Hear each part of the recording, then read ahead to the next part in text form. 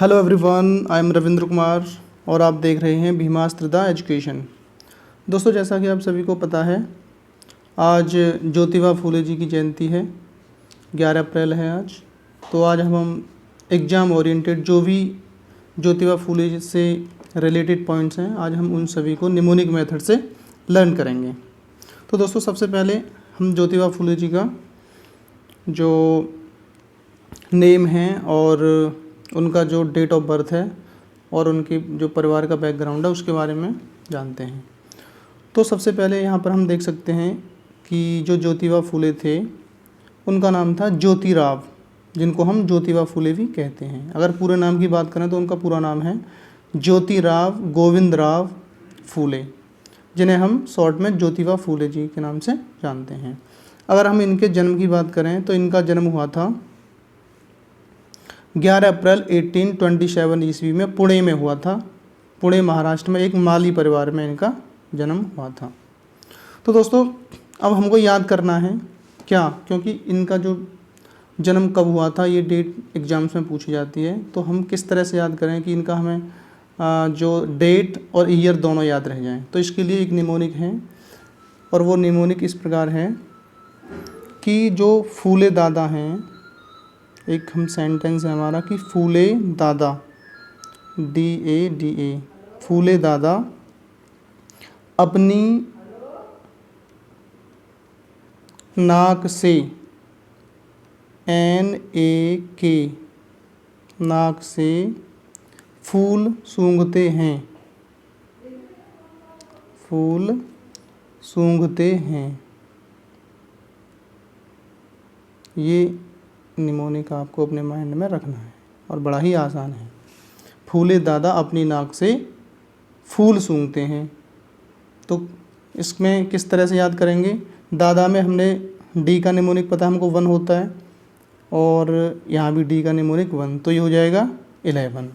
अपनी से बन जाएगा अप्रैल, अपनी से क्या बन जाएगा? अप्रैल। ठीक है जी।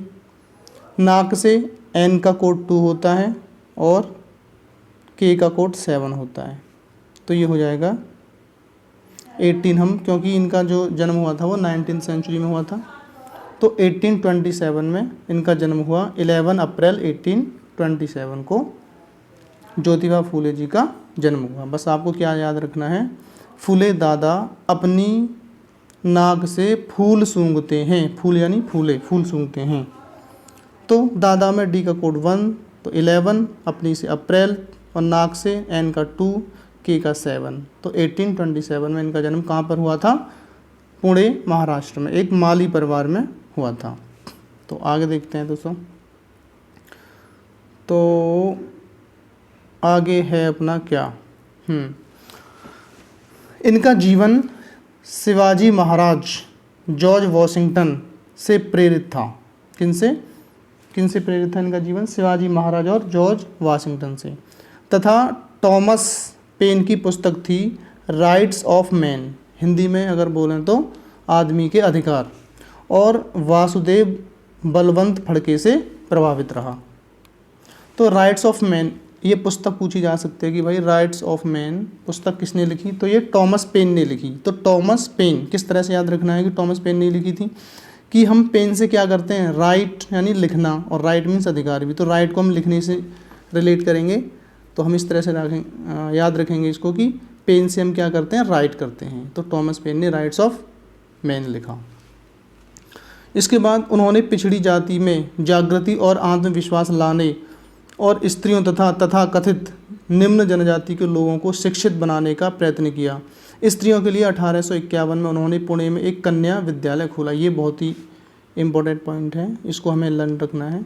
किस तरह से? ये ईयर हमको याद रखनी है कि 1851 में उन्होंने स्त्रियों के लिए कन्या विद्यालय खोला। कहाँ पर खोला ये भी पूछा जाता है, तो पुणे में खोला। पुणे में ही जन्म हुआ और पुणे में ही इन्होंने कन्या विद्यालय खोला। किस तरह से याद करोगे डेट को कि जो फूले जी थे, ठीक है जी, जो फूले दादा थे या केवल फूले जी मान लेते हैं, ज्योतिबा फूले थे, वो लड़कियों से क्या करते थे? लड़कियों से या कन्याओं से लाड़ करते थे, लाड़ प्यार, लाड़ दुलार, लड़कियों से लाड़ करते थे, बस इतना याद रखना है, LAD, लाड़।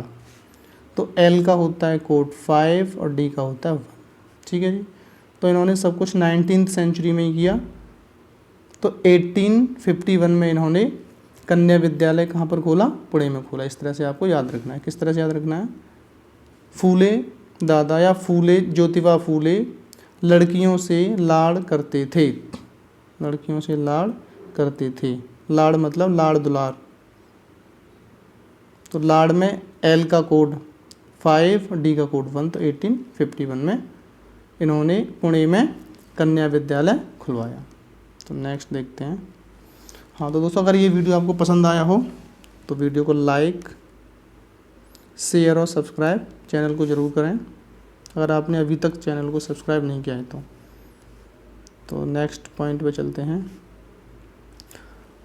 दोस्तों। आगे है 1872 में एक पुस्तक गुलामगिरी लिखी जिसके द्वारा ब्राह्मणों के प्रभुत्व को चुनौती दी और पुरोहित वर्ग को समाज का शोषक, पुरोहित वर्ग को समाज का शोषक सिद्ध किया और ब्राह्मणों का जो प्रभुत्व था, वर्चस्व था, उसको उन्होंने चुनौती दी। किसमें, अपनी पुस्तक गुलामगिरी में, जो कब लिखी इन्होंने, 1872 में। तो यहाँ से ये बहुत ही ज़्यादा क्वेश्चन पूछा जाता है कि भाई गुलामगिरी किसने लिखी, तो गुलामगिरी ज्योतिबा फूले ने लिखी, ठीक है जी। तो कैसे याद रखोगे कि उस टाइम पे ज्योतिबा फूले के टाइम पे या 19th सेंचुरी के अगर हम बात करें स्टार्टिंग में या मध्य 19th सेंचुरी में, जो जिन्हें निम्न जाति कहते थे लोग, उनको गुलाम बना के रखते थे। बस इन्होंने जो सत्यशोधक समाज की स्थापना की या फिर इन्होंने जो आंदोलन किया वो निम्न जाति के लोगों के लिए किया, इसीलिए इन्होंने गुलामगिरी पुस्तक लिखी। कब लिखी, तो 1872 में। इसको याद रखेंगे कि गुलामगिरी पुस्तक लिखकर ज्योतिबा फूले जी ने, गुलामगिरी पुस्तक लिखकर फूले जी ने बेहतर काम किया। कैसा काम किया, बेहतर काम किया। और बेहतर का मतलब क्या होता है, 72। बेहतर को हम किससे रिलेट करेंगे, बेहतर को रिलेट करेंगे 72 से, क्योंकि गुलामगिरी में ही इन्होंने डिटेल में चीज़ें लिखी जिससे ब्राह्मणों की नींद उड़ गई, ठीक है। तो ये पॉइंट हमको याद रखना है, गुलामगिरी पुस्तक लिखकर ज्योतिबा फूले जी ने बेहतर काम किया। चलिए नेक्स्ट पॉइंट है अपना सार्वजनिक सत्य धर्म। इन्होंने गुलामगिरी के साथ साथ सार्वजनिक सत्य धर्म, धर्म तृतीय रत्न, इशारा, शिवाजी की जीवनी आदि पुस्तकें भी प्रकाशित की।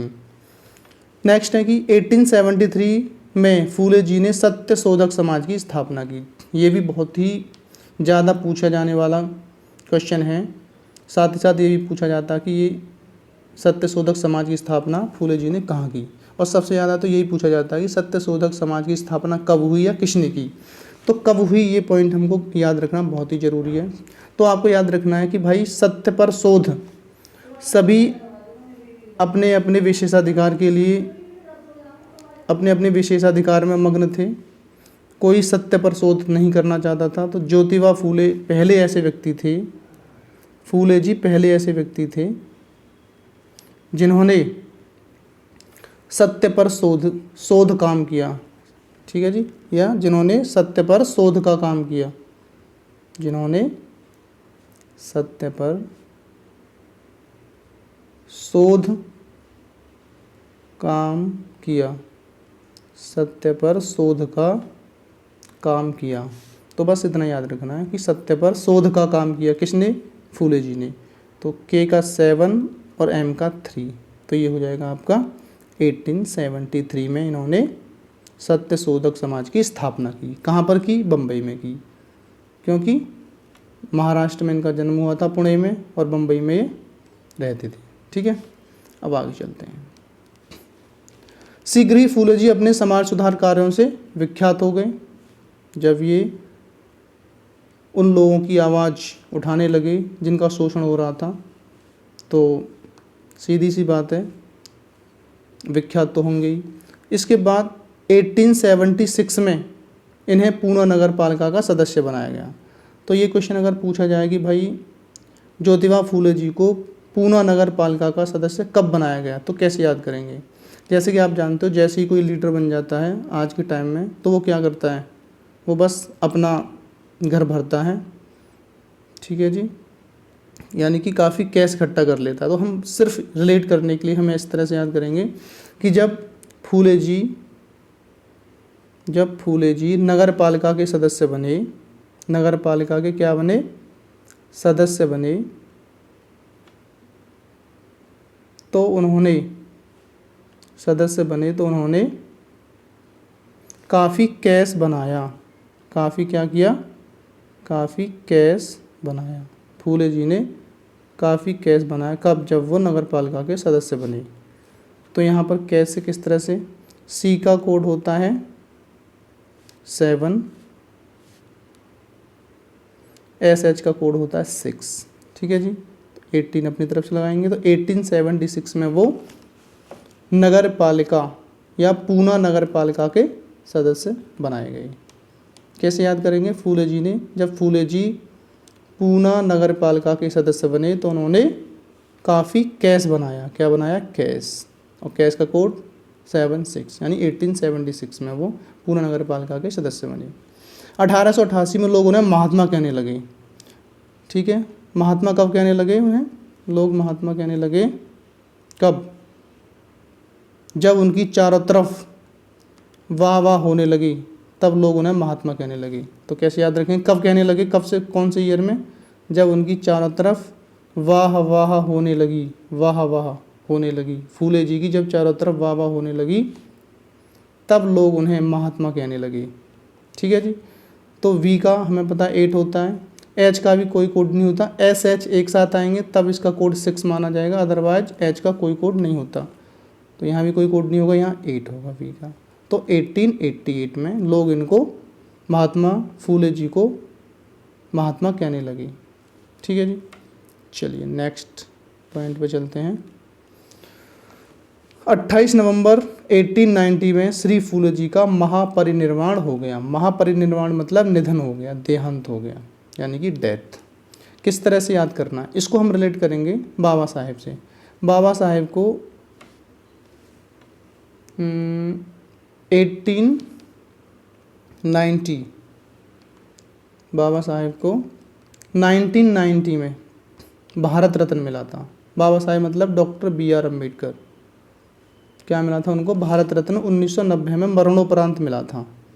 तो इसी से हम याद करेंगे कि जब बाबा साहेब को भारत रत्न मिला 1990 में, उसी समय ज्योतिबा फूले जी का 1890 में, यानी कि 100 साल पहले 1890 में महापरिनिर्वाण हुआ, यानी कि उनकी मृत्यु हुई थी। कब, 28 नवंबर को। ये आप अपने माइंड में रखना, ठीक है जी। चलिए नेक्स्ट पॉइंट है, इन्होंने दीन मित्र समाचार पत्र द्वारा प्रचार और गांव-गांव में जाकर सड़कों पर विभिन्न तमाशे करने से सत्य शोधक समाज की लोकप्रियता बहुत बढ़ गई। तो कैसे, ये क्वेश्चन पूछा जाता है कि भाई दीन मित्र जो समाचार पत्र था वो किसने चलाया, तो वो चलाया था महात्मा ज्योतिबा फूले ने। कैसे याद करोगे, क्योंकि ये दीन का मतलब होता है गरीब, दुखी, गरीब। तो ये गरीबों की ही आवाज़ उठा रहे थे अपने आंदोलन के द्वारा, ठीक है जी। तो इनके अखबार का नाम भी क्या था, दीन मित्र, यानी दीनों का मित्र। इस तरह से आप इसको रिलेट कर सकते हो। इसके बाद है 1922-30, यानी 1920 से 30 के मध्य में केशव राय जेठे और दिनकर राव ने आंदोलन का नेतृत्व किया। जब ज्योतिबा फूले जी का महापरिनिर्वाण हो गया तो उसके बाद में 1920 से 30 के मध्य में इसी आंदोलन का जो नेतृत्व किया था वो केशव राय जेठे और दिनकर राव ने किया। आप बाबा साहब से इनको भी रिलेट कर सकते हो, केशव राय या राव या दिनकर राव, ठीक है जी, क्योंकि बाबा साहब ने ही निम्न जाति आंदोलन किया था उन्होंने भी। शंकर राव जाधव ने फूले जी के विचारों से प्रभावित होकर बहुजन समाज की स्थापना की। ये इंपॉर्टेंट क्वेश्चन है, इसको आपको अपने माइंड में रखना है कि शंकर राव जाधव ने फूले जी के विचारों से प्रभावित होकर बहुजन समाज की स्थापना की। नेक्स्ट पॉइंट है बहुजन समाज आंदोलन भी, जो ये बहुजन समाज इन्होंने स्थापना की जो आंदोलन था ये भी कैसा था, एक दलित आंदोलन था मूलतः, जिसमें जाति प्रथा के विरुद्ध आवाज़ उठाई गई थी। दोस्तों यहाँ पर एक क्वेश्चन और पूछा जाता है कि जो गुलामगिरी पुस्तक थी उसमें ज्योतिबा फूले ने किस पर विचार किया है। तो उन्होंने जो जातीय भेदभाव या जाति के नाम पर जो लोगों के अधिकारों को छीना जा रहा था उससे रिलेटेड बातें उसमें बताई गई हैं कि किस तरह से जो पुरोहित हैं वो समाज के शोषक हैं। ये चीज़ें आपको याद रखनी है। तो ये यहाँ पर आप देख सकते हैं डॉक्टर BR अम्बेडकर हैं, और क्योंकि ये अप्रैल का मंथ है और 14 अप्रैल को बाबा साहब की जयंती भी बड़े धूमधाम से मनाई जाती है, तो 14 अप्रैल को हम अपने एग्ज़ाम ओरिएंटेड जितने भी पॉइंट्स बाबा साहब से रिलेटेड होंगे वो सारे कवर करेंगे। तो नेक्स्ट वीडियो को देखने के लिए तैयार रहें। तो दोस्तों अगर ये वीडियो आपको पसंद आई हो तो लाइक, शेयर और सब्सक्राइब ज़रूर करें, और इसी तरह से निमोनिक मेथड से याद करने के लिए जुड़े रहें भीमास्त्र द एजुकेशन के साथ। तो मिलते हैं दोस्तों नेक्स्ट वीडियो में। Thank you for watching.